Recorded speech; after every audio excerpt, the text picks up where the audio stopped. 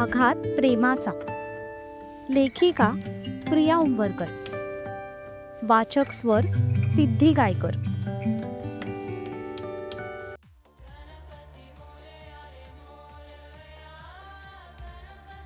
गणपती विसर्जनाचा दिवस होता. सगळीकडे मिरवणुकीचा नुसता जल्लोष सुरू होता. डीजे वर गाणी मोठमोठ्याने वाजत होती. सगळीकडे नुसती रंगांची उधळण सुरू होती. माणसं गुलालाने पायापासून ते डोक्यापर्यंत माखली होती, इतकी की आता त्यांचे चेहरे सुद्धा नीट ओळखू येत नव्हते. रस्ते सुद्धा माणसांनी गजबजून गेले होते.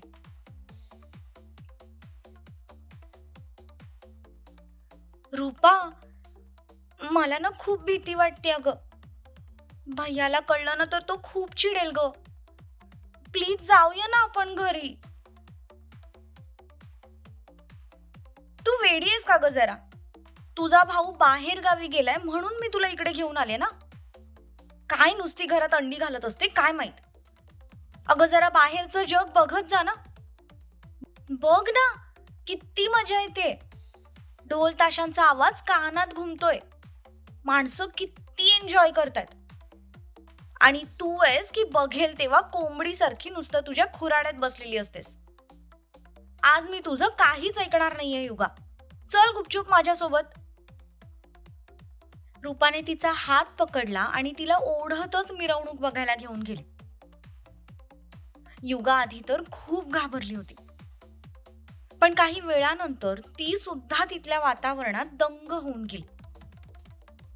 आजूबाजूला बाप्पाच्या नावाचा जयघोष सुरू होता. त्यावर दंग होऊन नाचणारी ती माणसं बघून तिला सुद्धा खूप मज्जा वाटू लागली. ती कुतूहलाने सगळीकडे बघत होती.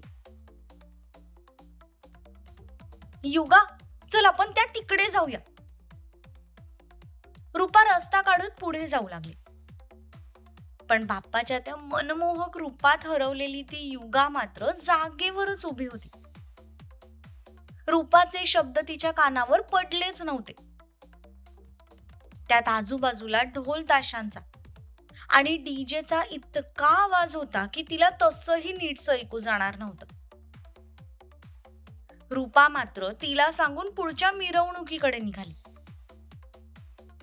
युगा मात्र अजूनही जागेवरच उभी होती.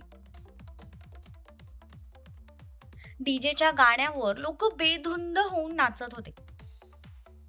त्याच वेळेला गर्दीतून एक मुलगा वाट दिसेल तिकडे पळत होता.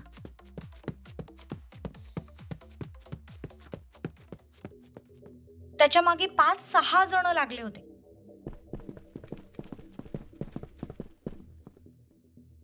अचानक सगळीकडे गुलाल उधळला गेला. तसे युगाचे डोळे मोठे झाले. तो गुलाल आपल्यावर पडू नये म्हणून तिने लगेच तिची ओढणी डोक्यावरून आणि तोंडावरून नीट ओढून घेतली आणि थोडी मागे सरकली. पण मागे सरकता तिचा धक्का कोणाला तरी लागला. तसं तिने घाबरून मागे पाहिलं. त्यातच तिची सॅन्डल तिरपी झाली. ती तोल जाऊन खाली पडणार त्या आधीच समोरच्या व्यक्तीने घाईघाईत तिचा हात पकडला. आता आपण खाली पडणार असं वाटून तिने डोळे गच्च मिटून घेतले. पण काही सेकंदातच तिला तिचं पूर्ण शरीर हवेत तरंगल्यासारखं जाणवलं. तसं तिने अलगद तिचे डोळे उघडले. एका हाताने अजूनही तिने तिच्या तोंडावरची ओढणी पकडलेली होती. तिने अलगद डोळे उघडले. हवेत तिला अजूनही गुलाल दिसत होता. समोरचं नीट स्पष्ट काही दिसत नव्हतं. पण कोणीतरी आपल्याला हात पकडून पकडलंय इतकं तरी तिला जाणवत होतं. तिचं लक्ष त्याच्या हाताकडे गेलं.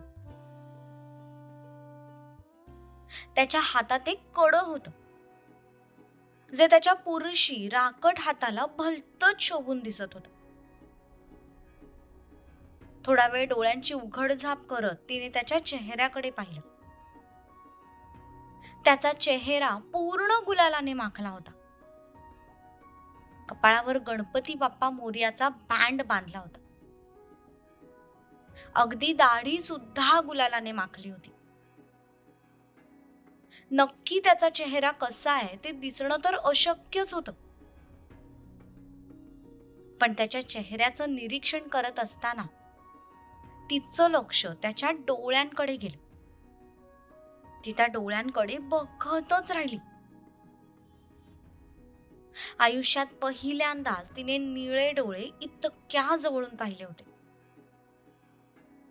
एखादी लेन्स लावल्यासारखे दिसत होते ते डोळे, जे सध्या किंचित रागाने तिच्याकडे बघत होते. ते बघून तिच्या कपाळावर किंचित आठ्या उमटल्या.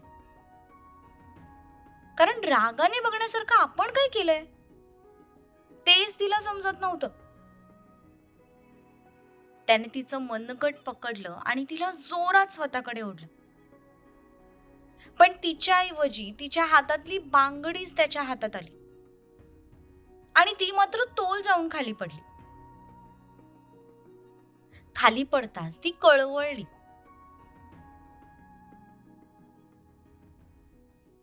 दादा, या इकडे पळालाय तो मुलगा. त्याच्या कानांवर आवाज पडला. त्याने खूप रागात त्या दिशेला पाहिलं. सध्या त्या मुलीपेक्षाही जास्त महत्वाचं त्याच्यासाठी दुसरं काहीतरी होतं. जाता जाता त्याने एक नजर तिच्याकडे पाहिलं तर तिचा चेहरा दुसरीकडे होता. त्यामुळे त्याला तिचा चेहरा दिसला नाही. सध्या तिचा चेहरा बघण्यात त्याला काहीच इंटरेस्ट नव्हता. त्यामुळे तिला तसंच सोडून तो पुढे निघून गेला. तुम्ही वेडे आहात का? पण बघते तर काय, समोर तो नव्हताच. खाली पडल्यामुळे तिच्या कोपराला थोडंसं लागलं होतं. त्यामुळे तिच्या चेहऱ्यावर थोडे त्रासिक हावभाव होते. कोपराला पकडतच ती नीट उठून उभी राहिली. अजीब मुलगा होता तो. मला येऊन धडकला आणि रागात तोच माझ्याकडे बघत होता, ते पण माझी काही चूक नसताना. आणि हेल्प करायची सोडून मलाच खाली पाडून निघून गेला. युगा, अगं इथे काय उभी आहेस तू? मी तुला बोलले होते ना माझ्यासोबत चल म्हणून. तू तर ना काही बोलूच नकोस रूपा. मला नाही बघायचंय काही, मी जाते घरी. तिने पुन्हा ओढणी तोंडावर नीट ओढून घेतली. गर्दीतून वाट काढत ती घरी जायला निघाली. अरे यार, आता काय करू मी या मुलीचं? माणूस आहे की मशीन तेच कळत नाही. इतकी का घाबरते ही हिच्या घरच्यांना? आज तरी तिच्यामुळे रूपा स्वतःचा मूड खराब करून घेणार नव्हती. त्यामुळे तिने युगाला जाऊ दिलं आणि ती पुन्हा मिरवणुकीकडे जायला निघाली. आज तिला मनसोक्त नाचायचं होतं.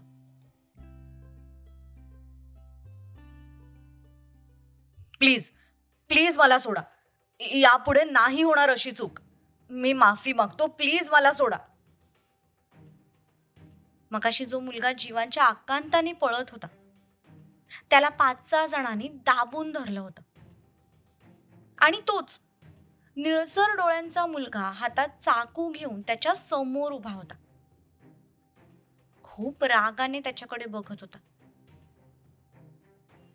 ते आता थोडे आड बाजूला होते. आजूबाजूला घरं होती. त्याच्या एका मधल्या बोळीत त्या लोकांनी त्या मुलाला दाबून धरलं होतं. बाकी सगळे मिरवणुकीत व्यस्त असल्यामुळे इकडचा परिसर शांत होता.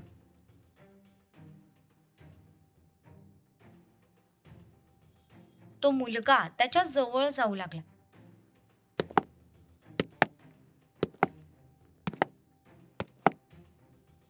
पण जसा जसा तो जवळ येत होता तसा तसा त्या मुलाच्या काळजाचा ठोका चुकत होता.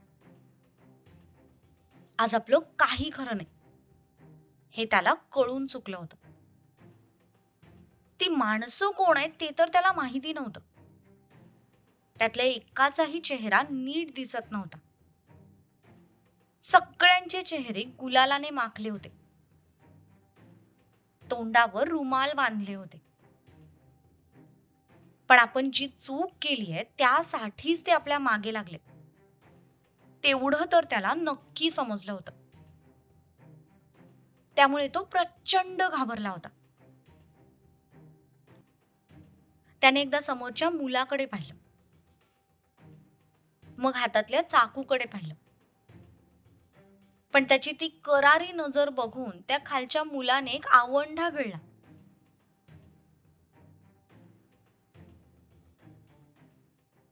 इकडे युगा गर्दीतून वाट काढत बाहेर पडली होती.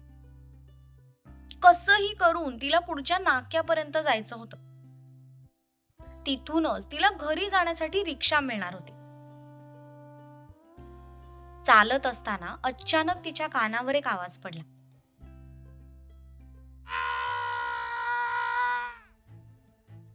तशी ती चालायचीच थांबली.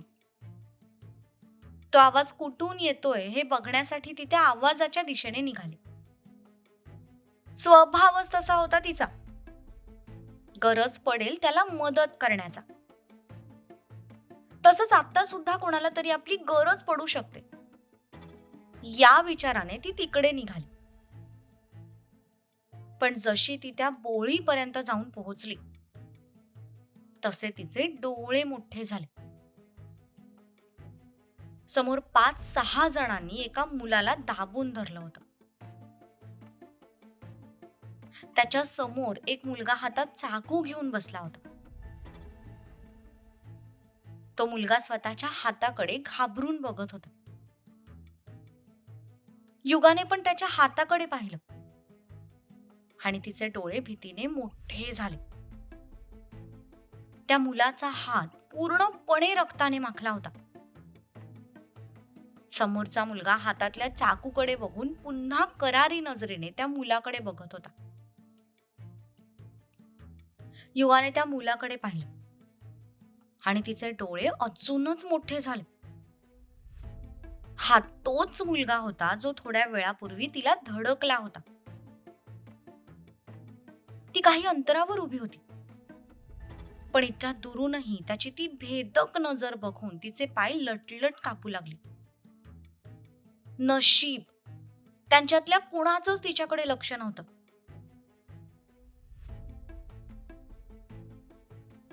यापुढे अशी चूक तू स्वप्नात सुद्धा करू शकत नाहीस, कारण ज्या हाताने तू चूक केली होतीस ना तो हातच मी ठेवणार नाही. त्याने त्या मुलाचा हात पकडला आणि सरकन त्याच्यावरून चाकू फिरवलं. तशी त्या मुलाच्या तोंडून किंकाळी बाहेर पडली. इकडे तो नजारा बघून युगा मात्र जागेवर 2 पावलं मागे सरकली. जवळच्या भिंतीला पाठ टेकून उभी राहिली. तिला तर नीट श्वास सुद्धा घेता येत नव्हता. तिचा श्वास गुदमरला होता. तो भयानक नजारा तिच्या डोळ्यांसमोरून काही केल्या जायला तयार नव्हता. काही वेळातच त्या मुलाचं ओरडणं थांबलं आणि तो बेशुद्ध पडला. सॅम दादा, काय करायचं आता याचं? हॉस्पिटलमध्ये नेऊन ऍडमिट करा याला. काही नाही झालंय, फक्त 2 कट बसले. महिन्याभरात रिपेअर होईल. पण यापुढे कुठल्याही मुलीच्या अंगावर हात टाकताना 100 वेळा विचार करेल तो.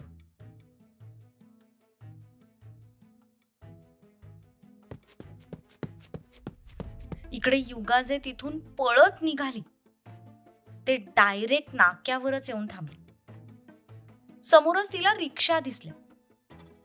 ती पळतच एका रिक्षाजवळ गेली आणि त्यात बसून घरी जायला निघाली. घामाने तिचं पूर्ण अंग ओलचिंब झालं होतं. त्या मुलाची किंकाळी आणि ते निळे डोळे काही केल्या तिच्या डोळ्यांसमोरून जायला तयार नव्हते. ती प्रचंड घाबरली होती.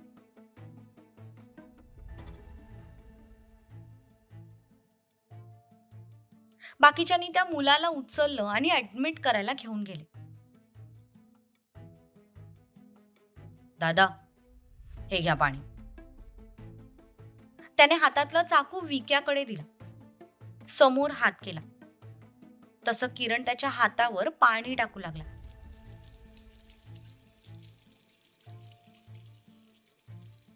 सक्षमने ते पाणी तोंडावर शिंपडायला सुरुवात केली.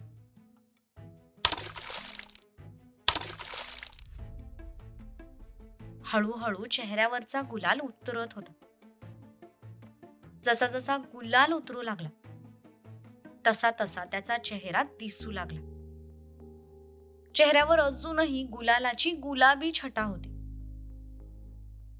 थोड्या वेळापूर्वी रागीट दिसणारा त्याचा तो चेहरा आता हळूहळू शांत होऊ लागला होता.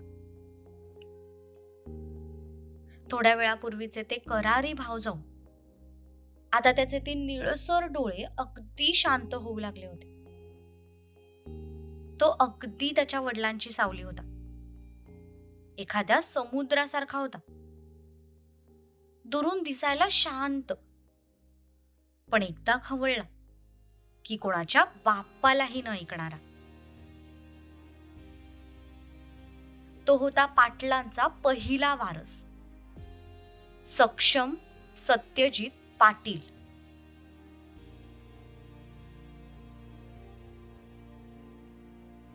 कसा वाटला कथेचा पहिला भाग? युगाने बघितलेल्या त्या भयानक नजाऱ्यामुळे आता ती सक्षमच्या आयुष्यात पुन्हा येईल की त्याच्यापासून दूरच राहील?